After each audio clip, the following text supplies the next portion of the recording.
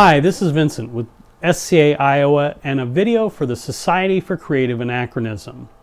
The Society for Creative Anachronism is a worldwide historic recreation organization dedicated to recreating all the best aspects of the Middle Ages. Anything that was made, used, consumed before 1600, we have friends who enjoy learning about it, exploring it, trying it, teaching others about it. It's a way for you to explore history hands-on. But how do I get started with this adventure? What are the normal things that I do as I begin participating? That's what this video's talking about. As you get started within the Society for Creative Anachronism, you're going to find out pretty quickly that there's actually not just one path to follow, but there is one path that I normally see people take that involves some steps along the way. Steps of discovery, exploration, and participation. So hopefully as you get started learning about our society, you begin learning what the SCA is and the different ways that people begin participating and also participate in this hobby. Discover some of the different adventures that people have along the way. Discover if this hobby is even right for you. Then hopefully you begin exploring the activities that most interest you, explore information about the time or the cultures that interest you, and explore the online resources that will help you explore history and our hobby. From there, it's all about participation. If you're not participating, you're not joining in, you're missing out on so much. Attend a local meeting. This is often your best step in order to get started. Consider attending a local event. Remember, you'll have that attempt at historic clothing in order to show up, and your local members can help you with that attempt. Ask to join in activities that interest you, and consider finding an SCA name to go by. I'll talk more about that in a second. Above all, dive in and have fun. Now, these are just kind of common suggestions. As far as what you need to do when you show up, walk up and say, "Hi, I'm new. I'm new to this and I want to learn. I'm just checking this out." Or, "Can I ask you about that?" That's a great way to start these conversations and learn more about what other people are exploring. There are some common first steps that people do follow as they begin participating. But I'll tell you, there's no character sheet you're filling out in this game. There's not just one right way to do things. You can jump around and do other things, go to what interests you most, and then explore the other things later on. There's not really a checklist. But we can talk about some of the things that people do commonly early on. There's probably reasons for this. And beyond that, there might be some of these that you enjoy exploring early on. So go for it. Do that.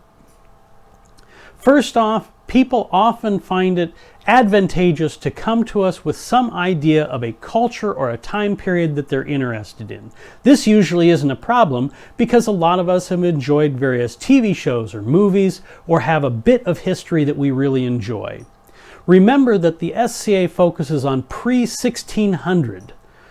And it generally includes cultures from around the world during that time frame. But don't worry if you don't have just one that you favor, because there's a whole lot of people that participate as being generically medieval for many, many years. Choosing a name is often a good way to get started. You're going to be meeting a whole lot of people, and we enjoy using these medieval names as we address one another. It helps us to escape from the modern world a little bit. Now, it is a good idea to do this earlier rather than later, but you don't have to. If you just want to go by Bob of this town, that's okay. You can also change your name later, and there's help that I'll talk about here in a second. Oftentimes we have people who enjoy heraldry, some type of either device to say this is who I am or a badge to say this is my stuff.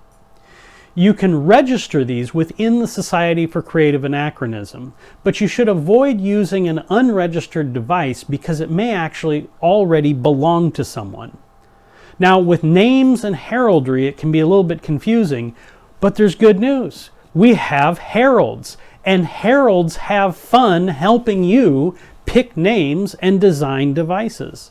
Quite often you can talk to a local herald or go to an SCA event and find a heraldry consultation table where they have fun talking to you about this.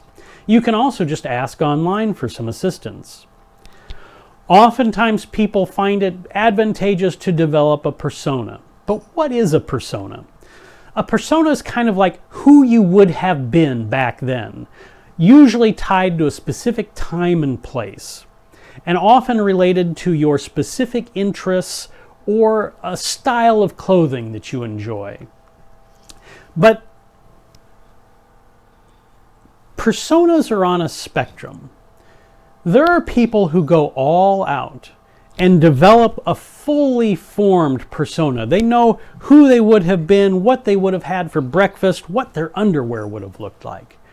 But on the other end of the spectrum, there are people that go, well, I'm kind of medievalish. I'm kind of Norse-ish. And that's okay.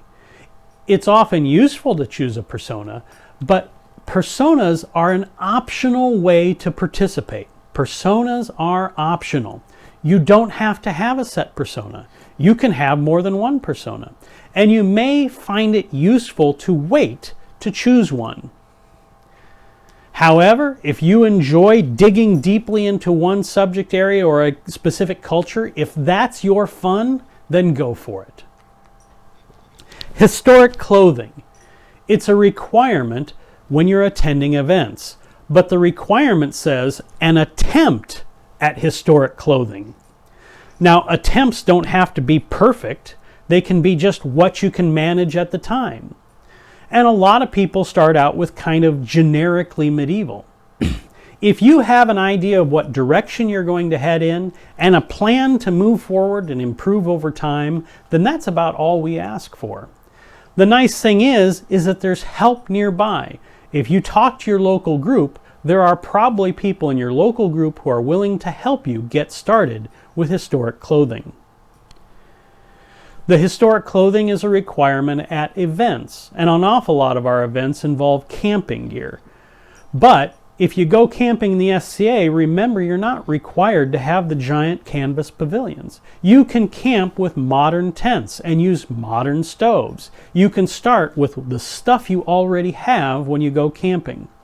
If you want to improve to get a historic inspired encampment, you can do that. But do it over time. Give yourself time to get there. Same thing with armor and weapons. You have time. Try before you buy. A lot of the times there's loaner gear available to get you fighting earlier and try things out to see what style of armor you want to use. You can also learn a lot by talking to people who also participate and making a plan to improve your kit over time. The same applies to your materials for all the arts and sciences. You don't have to buy all of the stuff right away. You can try things out before investing in all of the tools and materials.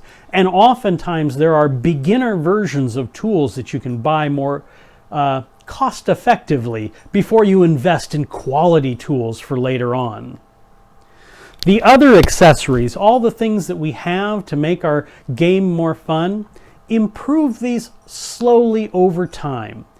You need to find your balance, balancing the fun with how much money you're investing in this hobby. You can also have a whole lot of fun by learning to make these things as you go along. And that can also reduce the cost in order to get the look that you want to eventually have.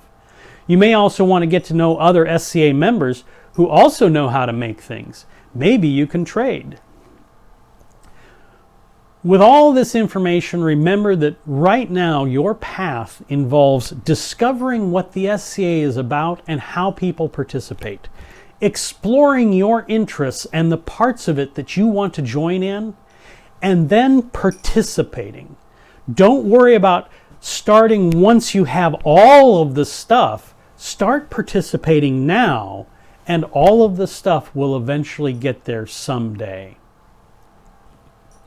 Hopefully you found this video useful with the information about beginning to participate in the Society for Creative Anachronism.